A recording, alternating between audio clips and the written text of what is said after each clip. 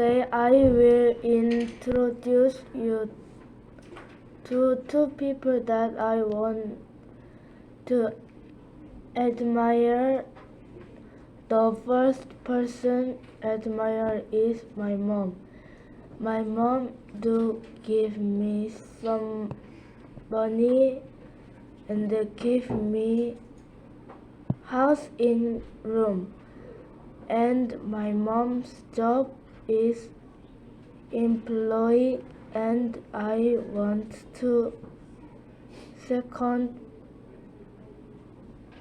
admire person. Second person is 박태환. He is a swimmer and very good for swim.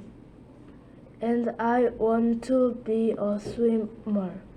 These are two people I admire. I hope you enjoyed listening.